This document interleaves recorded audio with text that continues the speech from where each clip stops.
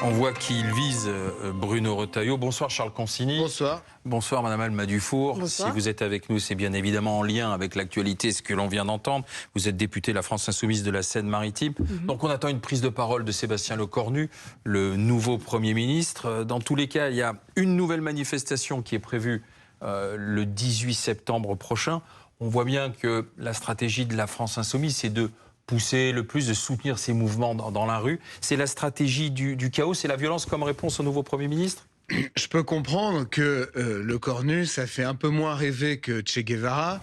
Je comprends que dans la situation actuelle, on vous sort pas du chapeau ni un Borloo, ni je ne sais quelle personnalité susceptible d'agréger à elle toutes les colorations politiques. Néanmoins, on est dans cette situation extrêmement bizarre et il faut souhaiter quand même pour le pays qu'il arrive à faire quelque chose, Monsieur Lecornu.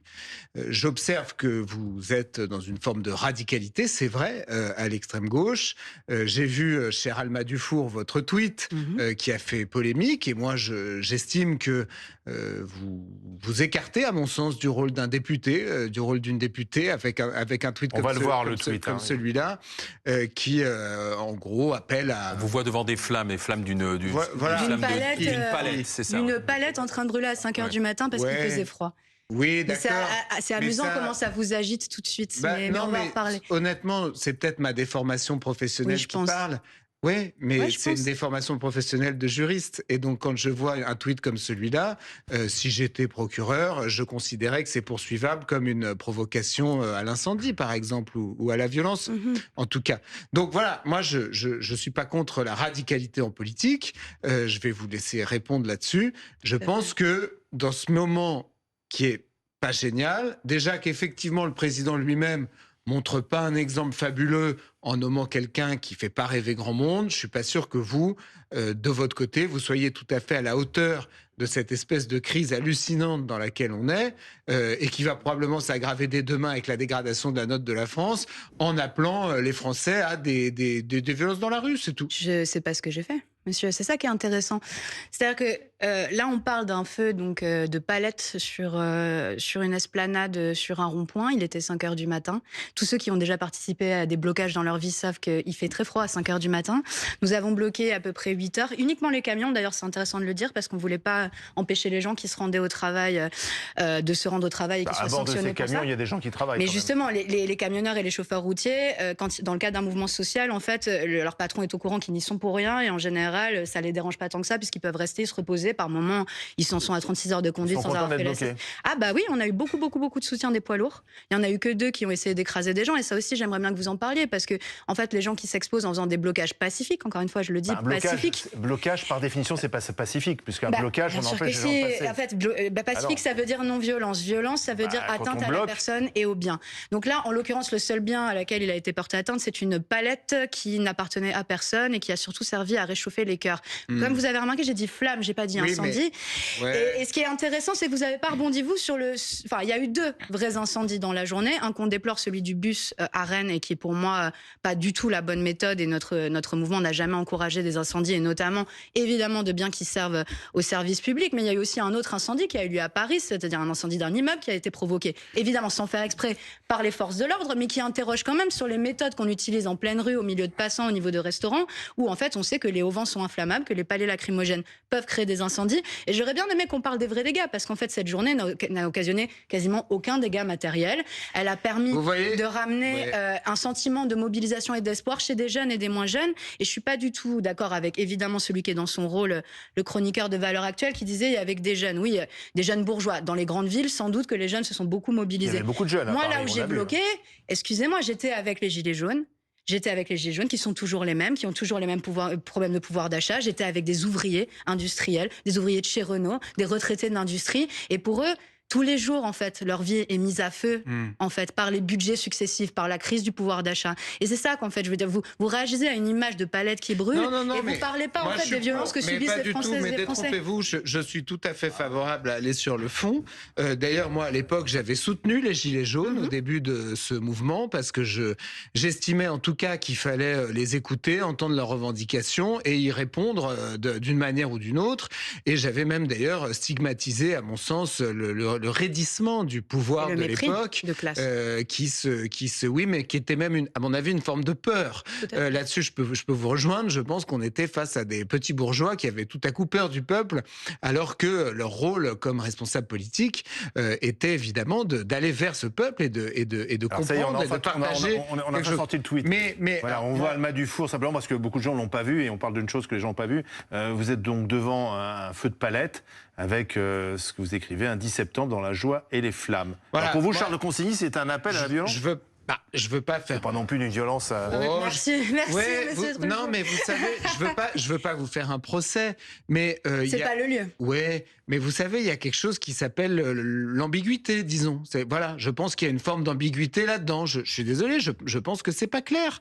De la même manière que quand Jordan Bardella dit que son livre préféré, avec un grand sourire, c'est L'étranger d'Albert Camus, je pense qu'il y a une forme d'ambiguïté. Je pense qu'il sait très bien à qui il parle. Il parle à sa base quand il fait ça. Et donc je pense que vous, quand vous publiez une image comme celle-là, en réalité, d'ailleurs vous dites que c'est à 5h du matin, etc. Le tweet, il est publié à 17h23. Oui, mais la photo est prise à 5h du matin, monsieur. Moi, j'étais en train de bloquer, j'allais pas être sur Twitter en même temps, ne faites pas tous les reproches. Nous expliquer. Non, le diable est dans les détails, chère madame. Hein? Est-ce qu'il y a une ambiguïté chez la France Insoumise par rapport à cette violence? Bien sûr, officiellement, vous n'appelez pas la violence. C'est pas officiellement. Mais en même temps, quand il y a des affrontements, vous dénoncez toujours les policiers, rarement ceux qui s'affrontent aux policiers. Ça, c'est faux. Vous dénoncez les Black Blocs? Oui, bien sûr. Non, bien sûr. En fait, on jette pas des projectiles sur les forces de l'ordre, on provoque pas encore plus de chaos et de violence. On a toujours été très clair.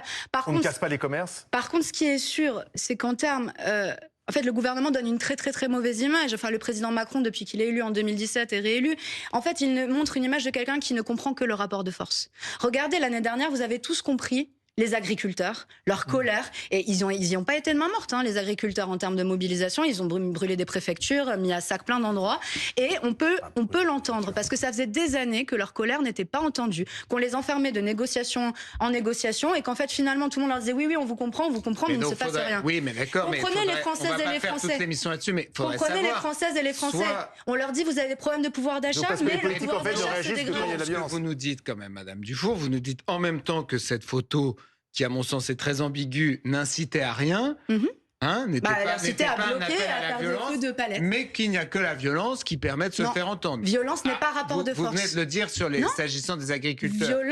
Violence n'est pas rapport de force. Et c'est là où il est très important de tirer un trait ferme entre ce qui est d'un blocage, qui est une perturbation de l'activité des gens, des Françaises et des Français, des industries, et la question de la violence. La violence, c'est l'atteinte au physique, c'est l'atteinte matérielle. Et nous, de ce côté-là, on est extrêmement clair. Le rapport de force en France ne peut pas passer par la violence, parce que, ce ne serait pas...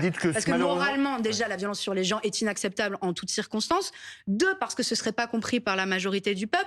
Et 3, parce qu'on est dans un état aussi où il y a beaucoup de forces policières, etc. Ça ne marche pas comme ça. Les Gilets jaunes sont tombés dans un piège répressif. Nous n'appelons pas à la violence, nous appelons à des actions intelligentes de perturbation de l'activité économique. D'ailleurs, les Gilets jaunes ont été sabotés par leurs éléments violents, par ceux qui sont venus dans leurs manifestations commettre des actes d'hyperviolence. Un peu comme hier d'ailleurs. Cette stratégie, en réalité, elle se retourne toujours contre les revendications qui sont portées au départ. Mais elle ne dépend pas de nous. Moi, je contrôle ni le mouvement, ni les partis. En même temps, le pouvoir politique a bougé sur les Gilets jaunes quand il y a eu des violences. Ce que vous souhaitez, c'est que le mouvement s'amplifie. Bien sûr. Pour aboutir, 1, à la chute de Le Cornu, et 2, au départ d'Emmanuel Macron. Mais encore une fois, c'est pas dans la perspective d'objectifs qui pourraient être qualifiés de politiciens. C'est pas ça. C'est que la crise, elle est réelle. La crise, elle est réelle. Moi, vous me parlez de violence, moi je vais vous dire ce qui est violent.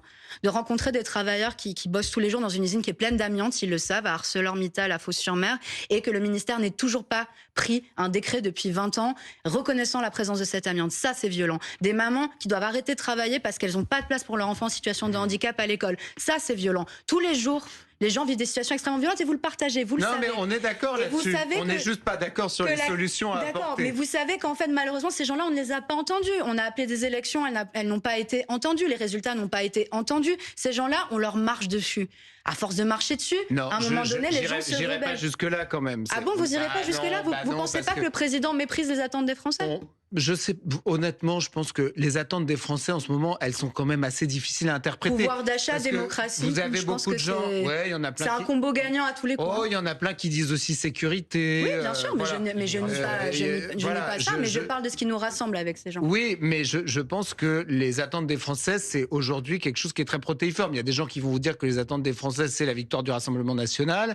Il y en a d'autres qui vont vous dire effectivement que c'est la destitution de Macron. Voilà. Moi, ce que C'est pour ça que j'observe, c'est compliqué. ce que j'observe quand même, c'est qu'il y a certaines, vous avez quand même certaines ambiguïtés qui, je pense, vous portent préjudice. Quand Madame Chikirou, par exemple, n'est pas capable de dire. Mais vous pouvez le répéter autant que vous voulez. Question simple, est-ce que la Chine, est-ce que le régime chinois est violent? Vous avez fait une énumération des violences. Est-ce que le régime chinois est violent? Oui. Oui. Est-ce que la Chine est une dictature? Je pense qu'on peut le considérer comme tel. La question Alors pourquoi Mme Chikirou le dit pas, par exemple? Mais ça, c'est pas mon problème. Est-ce que je veux dire, monsieur, ça vous nuit, toutes ces ambiguïtés-là? C'est pas mon problème, la question.